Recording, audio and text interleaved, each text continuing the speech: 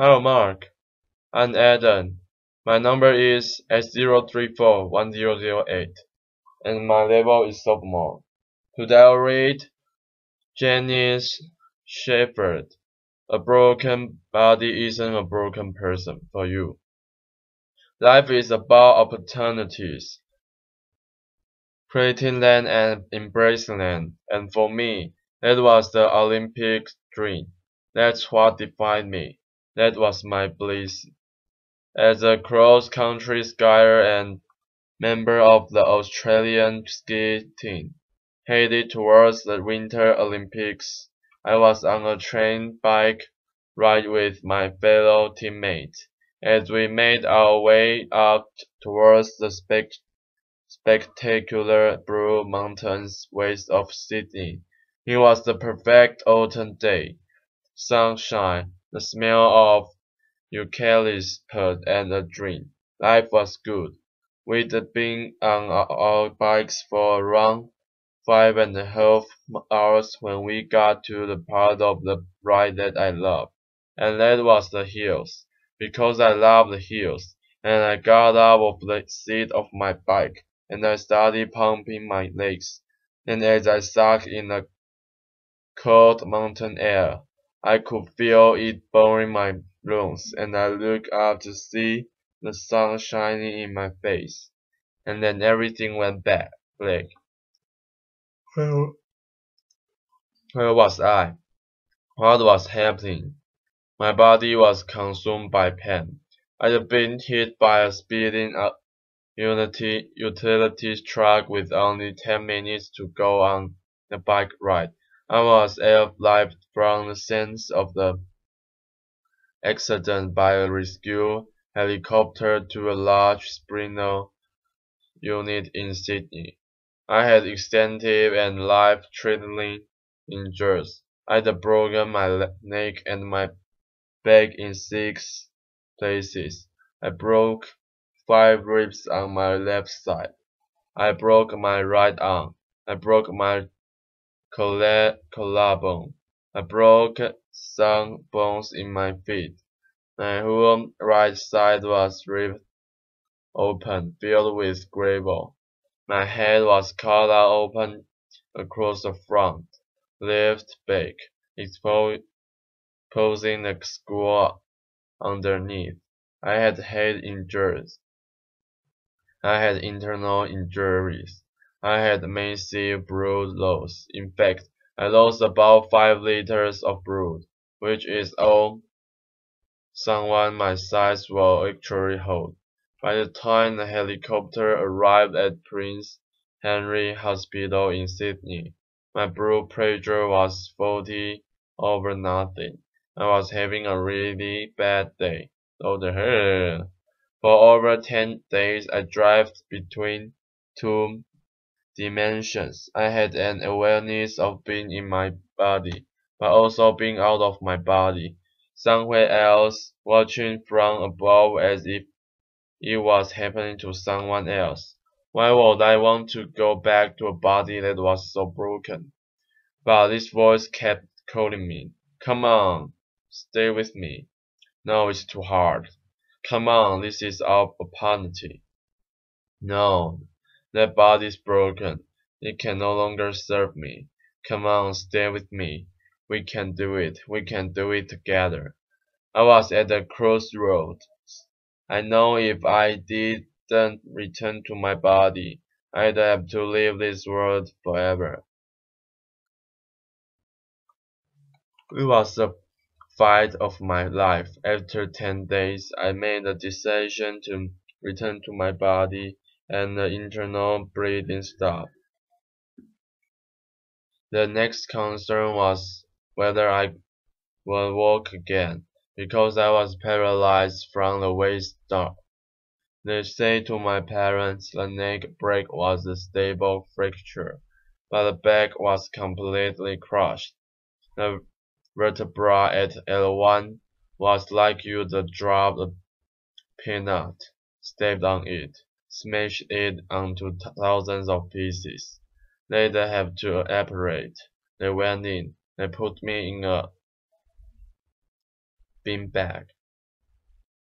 They cut me, literally cut me in half. I have a scarlet wraps around my entire body. They picked as much broken bones as they could that had lodged in my spinal cord. They took out two of my broken ribs, and they rebuilt my back at one. I rebuilt it. They took out another broken rib. They used T12, L1 and L2 together. Then they stitched me up. They took an entire hour to stitch me up. I woke up in intensive care, and the doctors were really excited that the operation had been a success because at the stage I had a little bit of movement in one of my big toes, and I wrote, "Great, because I'm going to the Olympics." Daughter, ah! I had no idea. That's the sort of thing that happens to someone else, not me, surely. But then the doctor came over to me and she said, "Janine, the operation was a success, and we have picked as much bone out of your spinal cord as we could. The damage is permanent. The central nervous system nerves. There is no cure. You are what we call a partial paraplegic, and you have all of the injuries that go along with that. You have no feeling from the waist down, and at most, you might get 10 or 20% return. You'll have internal injuries for the rest of your life. You'll have to use a cam catheter for the rest of your life. And if you walk again, you will be with caterpillars and a walking frame." And then she said, "Janine, you will have to rethink everything you do in your life because you are never going to be able to do the things you did before." I tried to grasp that what she was saying. I was an athlete. That's all I knew. That's all I'd done. If I couldn't do that, then what could I do? And the question I asked myself is, if I couldn't do that, then who was I? They moved me from intensive care to acute spinal. I was lying on the hard spinal bed. I had no movement in my legs. I had tied stockings on to protect from blue clothes. I had one arm in plaster, one arm tied down by drips. I had a neck brace and sandbags on either side of my head, and I saw my world through a mirror that was suspended above my head. I shared a ward with 5 other people, and the amazing thing is that because we were all lying paralyzed in a spinal ward, we didn't know what each other looked like. How amazing is that? How often in life do you get to make friendship judgment-free, purely based on spirit? And there were no superficial conversation as we shared our innermost thoughts, our fears and our hopes for life after the spinal ward. I remember one night one of the nurses came in, Jonathan, with a whole lot of plastic straws. He put a pile on top of each us and she stayed, starting trading them together. Well, there wasn't much else to do in the spinal ward, so we did. And when we finished, he went around silently and he joined all of the straws up till it looked around the whole world. And then she said, "Okay, everybody, hold on to your straws." And we did, and he said, "Right, now we are all connected." And as we head on, and we breathed as one, we knew we weren't on this journey alone. And even lying paralyzed in the spinal world, there weren't moment of incredible depth and richness, of authenticity and connection that I had never experienced before. And each of us knew that when we left the spinal world, we will never be the same. After 6 months, it was time to go home. I remember Dad pushing me outside in my wheelchair chair, wrapped in a plaster body cast. Feeling the sun on my face for the first time, I soaked it up and I thought, how could I ever have taken this for granted? I felt so incredibly grateful for my life. But before I left the hospital, the head nurse had said to me, Janine, I want you to be ready because when you get home, something's going to happen. And I said, what? And she said, you are going to get depressed. And I said, no, not me, not Jenny and the machine, which was my nickname. She said, you are because see, it happens to everyone. If the spinal ward, that's normal. You are in a wheelchair. That's normal, but you are going to get home and realize how different life is. And I got home and something happened. I realized Sister Sen was right. I did get depressed. I was in my wheelchair. I had no feeling from the waist down. I take to cave bottle. I couldn't walk. I had lost so much weight in the hospital and now weighed about 80 pounds and I wanted to give up. All I wanted to do was put my running shoes on and run out the door. I wanted my whole life back. I wanted my body back. And I can remember Mom sitting on the end of my bed and saying, I wonder if life will ever be good again. And I thought, how could it? Because I've lost everything that I valued, everything that I had worked towards, gone. And the question I asked was, why me? Why me? And I remember my friends that were still in the spinal ward, particularly Maria.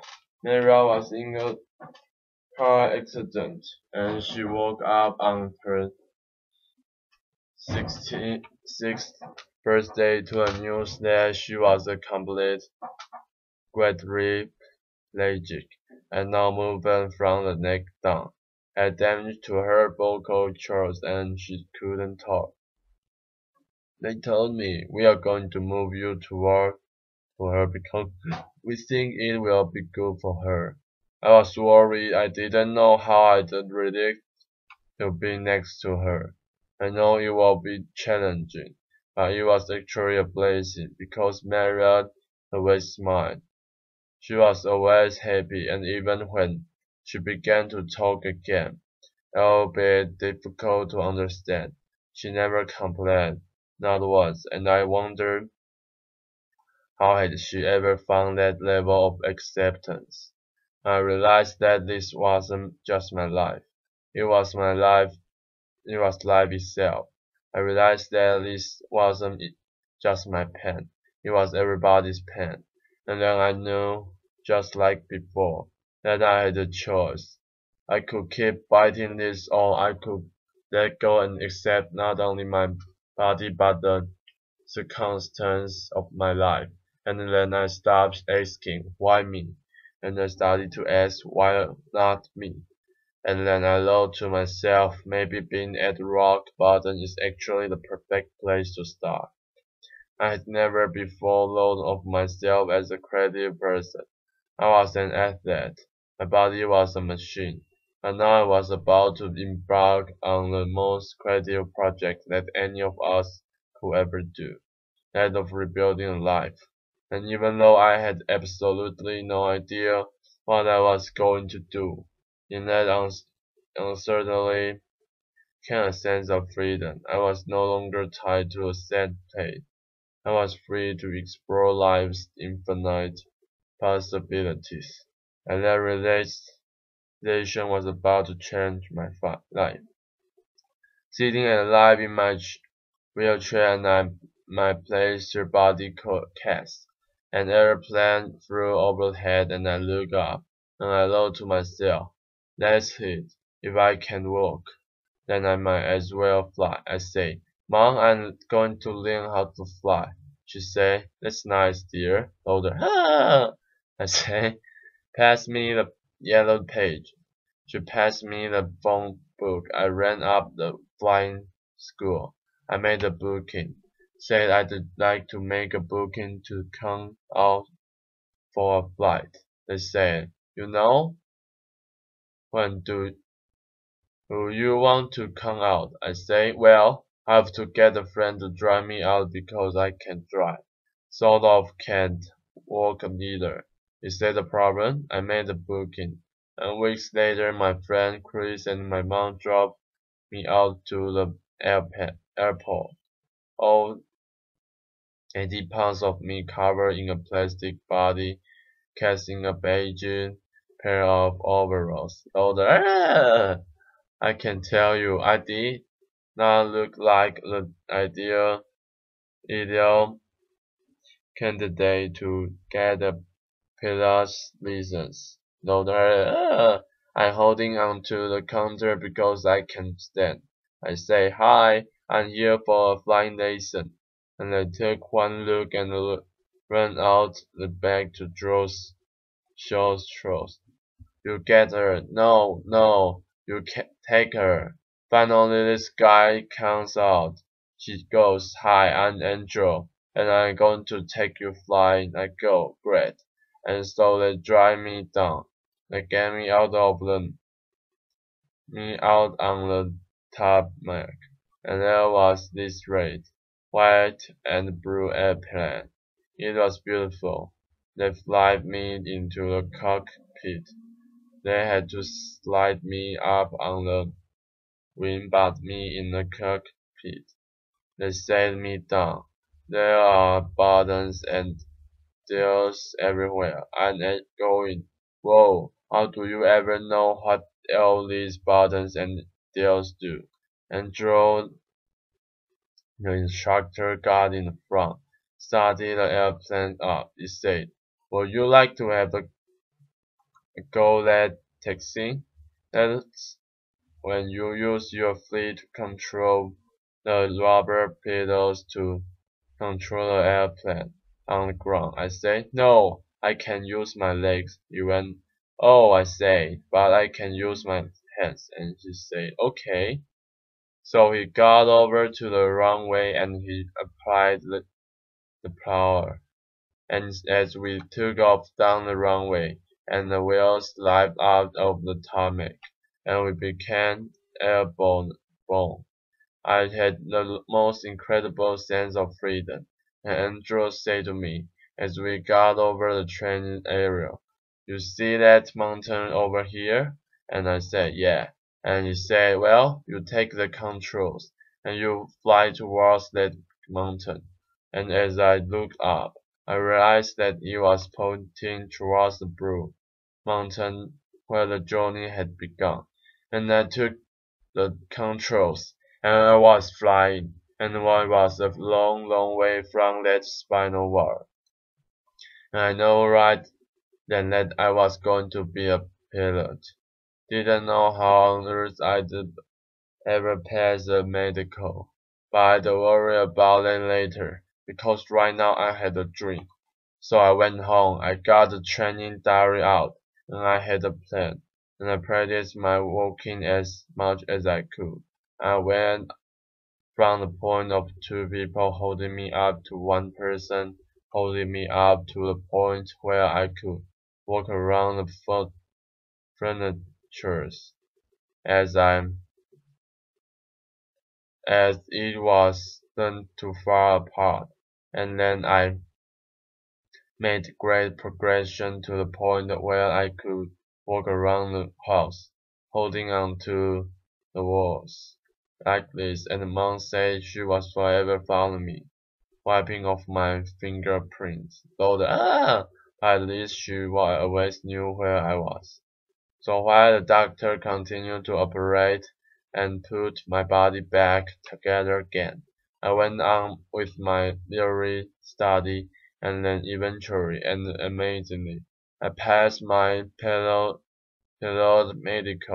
and that was my green light to fly. And I spent every moment I could out at that flying school, way out of my comfort zone.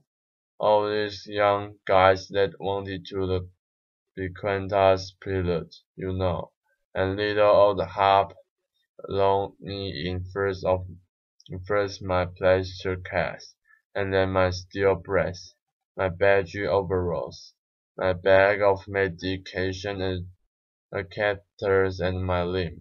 And I used to look at me and think, oh, who is she kidding? She's never going to be able to do this. And sometimes I thought that too. But they didn't matter, because now there was something inside that bone that far outweighed my injuries. The little girls kept me going along the way, and eventually I got my private pilot's license, and then I learned to navigate. I flew my friends around Australia, and then I learned to fly an airplane with two engines that I got my twin engine rating, and then I learned to fly in bad weather as well as fine weather, and I got my instrument rating. And then I got my commercial pilot's license, and then I got my instructor rating, and I found myself back at the same school where I'd gone for that very first flight, teaching other people how to fly, just under 11 months after I left the spinal world. Applause. And then I thought, why start there? Why not learn to fly upside down? And I did. I learned to fly upside down and became an aerobatics flying instructor. And mom and dad never bring up. But then I knew for certain that though my body might be limited, it was my spirit that was unstoppable. The philosopher Lao Tzu once said, when you let go of what you are, you become what you might be. I now know that it wasn't until I let go of who I thought I was that I was able to create a completely new life. It wasn't until I let go of the life I thought I should have that I was able to embrace the life that was waiting for me. I know that my real strength never came from my body, and though my physical capabilities have changed dramatically, who I am is unchanged. The pilot light inside of me was still a light, just as it is in each and every one of us. I know that I am not my body, and I also know that you are not yours, and that it no longer matters what you look like, where you come from, or what you do for a living. All that matters is that we continue to fan the flame of humanity by living our lives as the ultimate creative expression of who we really are. Because we are all connected by millions and millions of strokes, and it's time to join those up and to hang on. And if we are to move towards our collective bliss, it's time we shed our focus on the physical and instead embrace the virtues of the heart. So raise your trust if you are joining me. Thank you, bro. Thank you. Yes, I'm Adam. My number is S034100A. And my label is Solomon. Thank you for your listening and see you.